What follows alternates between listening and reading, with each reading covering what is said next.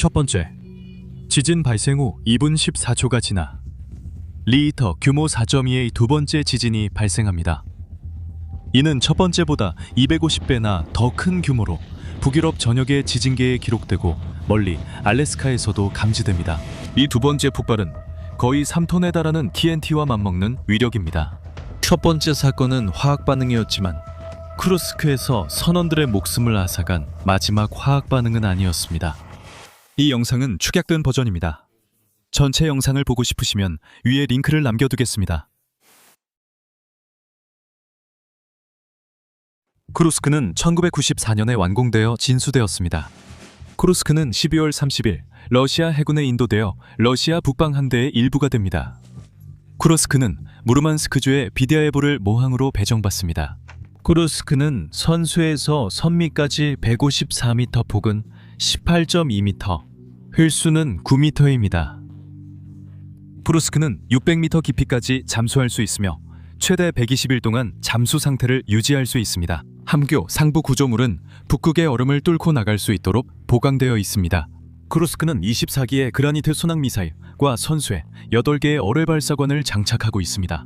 쿠르스크는 1990년대 내내 재정 삭감을 겪었던 러시아 북방 함대의 일부입니다. 1998년 쿠르스크는 HTP 어뢰를 탑재할 수 있도록 개조되었습니다. HTP, 즉 고농도 과산화수소는 등유와 결합할 때 다른 어뢰 연료보다 생산 비용이 저렴합니다. 2000년 8월 11일 러시아 해군은 훈련을 준비하고 있습니다. 서머엑스는 러시아 해군이 10년 넘게 실시한 첫 대규모 해군 훈련입니다. 30척의 함정과 3척의 잠수함, 이 훈련에 참가하고 있습니다. 비디아예보 해군 기지에서는 쿠르스크와 그 승조원들을 위한 준비가 분주하게 진행되고 있습니다.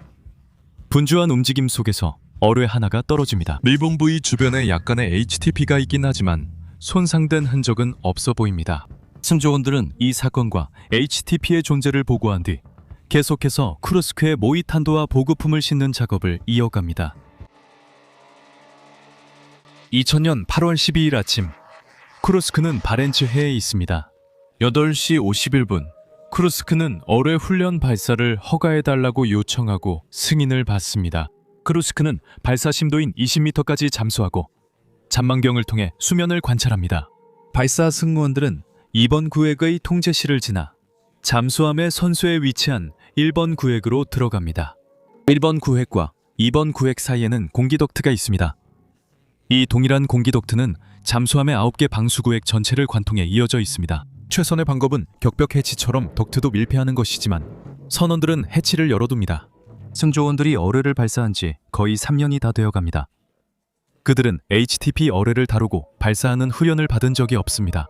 그들은 5톤짜리 어뢰를 저장고에서 꺼내 발사관으로 옮깁니다. 그들은 어뢰를 발사관에 밀어넣고 발사관 문을 닫습니다. 어뢰 발사관은 폭발이 잠수함 내부가 아니라 바깥쪽, 바다를 향하도록 설계되어 있습니다. 11시 25분 발사를 준비한 지 2시간 반이 넘은 후에야 마침내 발사 절차를 시작합니다. 내부 어뢰 발사관 문에 있는 전기 커넥터가 어뢰 뒷부분의 연결부와 접촉해야 합니다. 시스템에서 정상적인 연결이 표시되지 않아 그들은 연결부를 청소하기 위해 문을 다시 엽니다.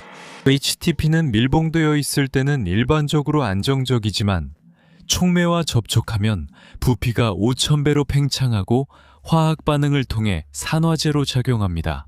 그 화학 반응은 발열 반응으로 에너지나 열을 발생시킵니다. 사실 그것이 바로 이 반응이 설계된 목적입니다. 어뢰는 수중에서 산소를 공급받을 수 없기 때문에 HTP가 등유 연료에 산소와 열을 모두 제공합니다. 화학 반응이 시작되면 HTP가 모두 소모될 때까지 연소가 계속됩니다. HTP의 촉매제로는 청동과 황동이 사용되는데 이는 쿠르스크의 어뢰 발사관 내부를 감싸는 데 사용된 금속과 같습니다. 이제 불량 용접이나 적재중 낙하로 인해 HTP가 소량 누출되면 이 누출은 사전 발사 점검에서 발견되지 않고 어뢰 발사관과 접촉하게 됩니다. 어뢰 안에 있던 1톤의 HTP가 반응을 시작하면서 어뢰의 등유 연료 탱크에 이상이 생깁니다. 0.5톤의 등유가 HTP와 함께 점화되며 HTP는 빠르게 팽창하면서 거의 화씨 5000도에 달하는 폭발을 일으킵니다. 발사관 문이 열린 상태에서 폭발이 바다로 나가지 않고 잠수함 내부로 향하게 됩니다. 어뢰실에 있던 7명의 승무원들은 살아남을 수 없었습니다. 거대한 폭발 충격파와 연기, 불길이 열린 공기덕들을 통해 두 번째, 세 번째, 네 번째, 다섯 번째 방수 구획으로 밀려 들어갑니다. 부분적으로 열려있던 어뢰문이 경첩에서 날아가 버립니다. 두 번째 구획에 있는 지휘센터는 불길에 휩싸입니다. 잔망경 깊이에 있었음에도 불구하고 아무도 반응할 시간이 없습니다. 열린 공기덕트 격벽이 초기 폭발을 구획화하지 못합니다. 크루스크를 조종하던 36명의 승무원 전원과 어뢰발사 승무원들이 모두 사망합니다. 11시 29분 34초 에노사로 알려진 배열의 일부인 노르웨이 지진 탐지기가 처음으로 주목할 만한 사건을 감지합니다. 이 사건의 위치는 북위 69도 38분, 동경 37도 19분, 무르만스크 북동쪽 노르웨이에서 약 160마일, 콜라반도에서 약 50마일 떨어진 곳으로 정확히 확인됩니다. 이곳이 크루스크의 마지막으로 알려진 좌표입니다. 첫 번째 사건이 발생한 지 2분 14초 후, 두 번째로 훨씬 더 큰 사건이 감지됩니다. 이번에는 리히터 규모 4.2로 기록되었고 첫 번째 감지보다 250배 더 큰 규모입니다. 이는 거의 상톤의 TNT에 해당하는 폭발입니다. 좌표를 삼각 측량했을 때 두 번째 사건의 깊이는 첫 번째 사건보다 해저가 추가로 108m 더 깊은 곳과 같습니다. 이러한 지진 현상은 썸머엑스에 있는 다른 선박들에 의해서도 감지되지만 그들은 이것이 훈련의 일부라고 생각합니다. 첫 번째 폭발에서 발생한 화재로 인해 각각 거의 반톤에 달하는 실탄 탄두가 장착된 어뢰 최대 7기가 폭발합니다. 두 번째 폭발로 인해 처음 세 구획이 완전히 붕괴되고 잠수함 선체에 구멍이 뚫려 네 번째 구획으로 물이 들어오게 됩니다. 세 번째, 네 번째, 다섯 번째 구획에 있던 선원들은 폭발로 인해 사망합니다. 이 시점에서 사망자 수는 이미 95명에 달합니다. 가장 견고한 격벽으로 보호되는 선체의 다섯 번째 구획에는 두 개의 원자로가 있습니다. 두 개의 원자로는 폭발에도 살아남았고 통제된 방식으로 정지하여 핵재앙을 피할 수 있었습니다. 크루스크 함의 선미 쪽 구획에 있던 승조원들은 공기덕트 해치를 봉인하고 다음 행동을 모색합니다. 23명은 두 번의 폭발을 살아남아 탈출. 해치가 있는 작은 9번째 구획에 모입니다. 7번째 구획의 터빈 유닛 책임자인 디미트리 칼리슈니코프 대위는 같은 계급의 생존 장교 3명 중 1명입니다. 크루스크는 13시 30분에 수면 위로 올라와 연락을 취할 것으로 예상되었습니다. 이 시간이 지나도 아무도 즉각적으로 걱정하지 않습니다. 통신 장비가 고장나는 것은 드문 일이 아닙니다. 비교적 흔한 일입니다. 함대 사령관 포포프 제독은 전함 표트르 벨리키에서 헬리콥터를 파견해 크루스크가 예상 부상 위치에서 수색하도록 합니다. 북방함대 당직 장교는 함대 수색 및 구조부대 책임자인 티슬렌코 대령에게 명령 대기를 지시합니다. 크루스크의 7번 구획 위에는 비상 구조 부위가 있습니다.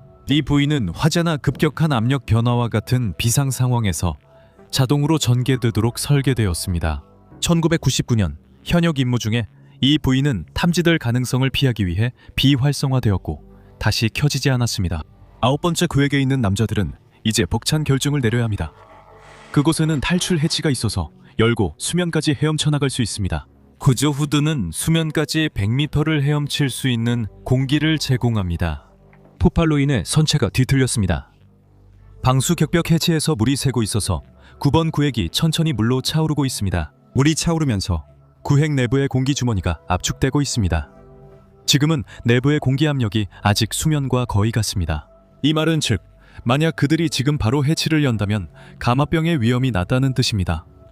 기다릴수록 구획에 더 많은 물이 차오르고 압력이 높아집니다.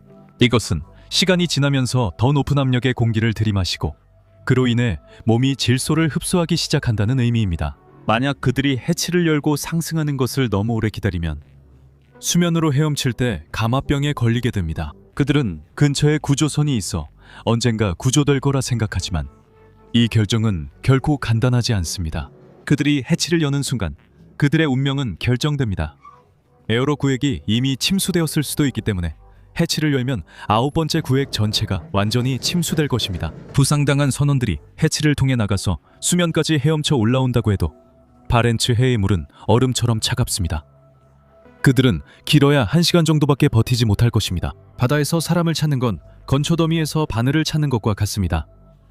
원자로는 공기정화와 난방 시스템에 전력을 공급하지만 지금은 모두 꺼져 있습니다. 9번째 구획의 공기가 서서히 이산화탄소로 차고 온도도 내려가고 있습니다. 이는 거의 불가능한 결정을 내려야 하는 상황입니다. 수면을 향해 헤엄쳐 올라가 부상당한 동료들이 마지막 1시간을 버티며 싸우게 할 것인지, 아니면 그 자리에 남아 구출대가 구획이 물이나 이산화탄소로 가득 차기 전에 포착하기를 바랄 것인지 선택해야 합니다. 지금은 선원들에게 비상제호흡기가 있습니다. 대원들이 숨을 내쉴 때 그들의 숨에 포함된 이산화탄소와 수증기가 화학물질과 반응을 일으킵니다. 초산화칼륨이 이산화탄소를 흡수하고 산소를 방출합니다.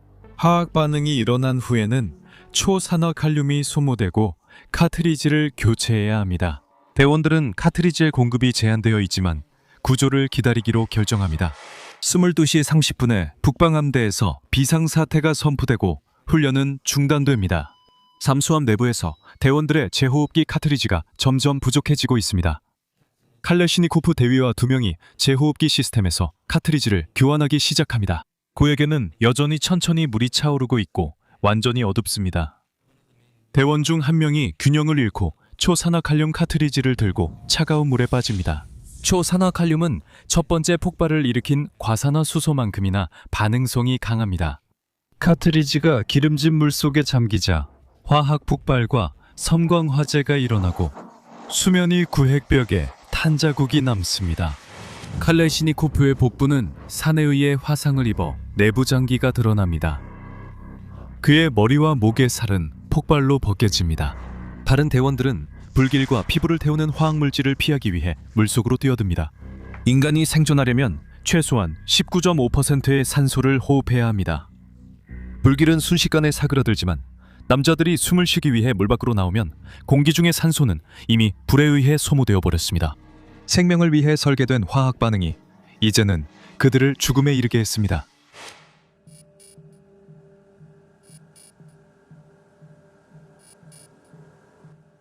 (11시 30분에) 미하일 로드니츠키가 AS-34 잠수정을 내릴 준비를 시작합니다. 6시간 후인 17시 30분 잠수정이 물에 들어갑니다. 18시 30분 AS-34는 시속 2노트로 이동하던 중 수면 아래 100m 지점에서 어떤 물체와 충돌합니다. 선원들은 창문을 통해 쿠르스크의 프로펠러와 선미 안정기에 충돌한 것을 확인합니다. AS-34는 손상을 입어 어쩔 수 없이 다시 수면 위로 올라옵니다. 잠의 잠수정인 AS-32가 미하일 로드니츠키에서 출동 준비를 마치고 22시 40분에 물속으로 들어갑니다. 휴트르 벨리키에서 잘못된 방향 지시를 받아 그들은 잠수함을 찾지 못합니다.